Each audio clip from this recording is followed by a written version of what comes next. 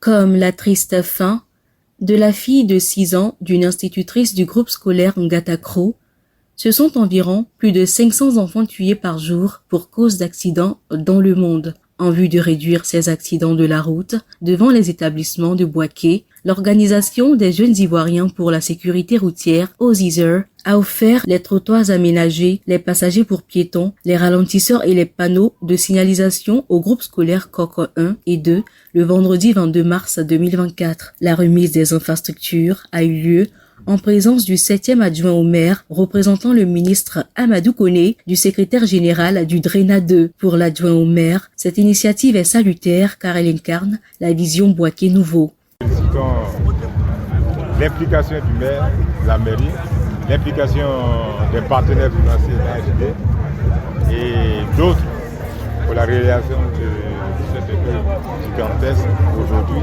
qui va sécuriser, qui va diminuer le nombre d'accidents en cette époque. Je crois bien qu'aujourd'hui, je suis donc heureux de participer à ça et je souhaite aussi que beaucoup d'infrastructures comme ça se passent dans toute la ville de Bouaké.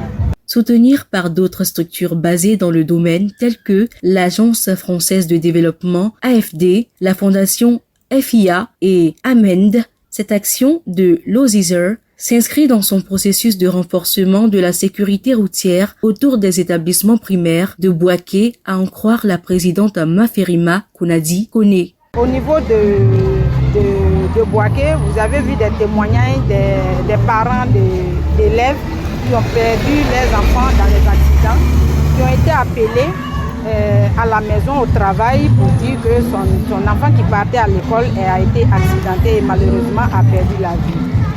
Ce sont ces situations qui nous amènent aujourd'hui à proposer des solutions durables et concrètes. Parce que nous allons faire la sensibilisation, les gens ils peuvent écouter et ne pas appliquer.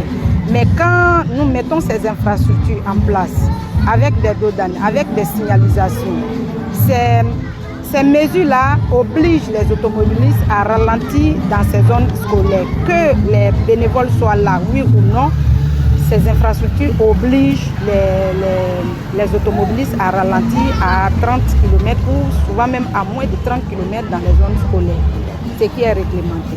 Une infrastructure reçue des mains des responsables du groupe scolaire qui comptent en prendre jalousement soin.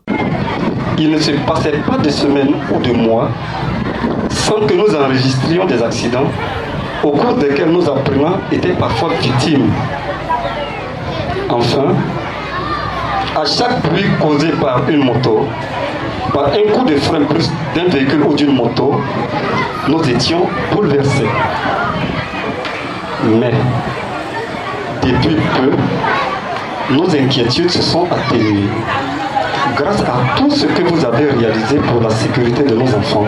Selon l'OMS, les enfants font partie des groupes les plus exposés aux accidents de la route et un enfant en Afrique a 2 fois plus de chances de mourir dans un accident de la route qu'un enfant n'importe où ailleurs dans le monde. Ce chiffre dramatique est causé par l'absence de signalisation, d'occupation anarchique des trottoirs et la vitesse excessive des automobilistes dans la zone. Comme solution à ces mauvaises habitudes, l'ONG OZISER a inculqué aux élèves de bonne conduite en bordure de route. Bien.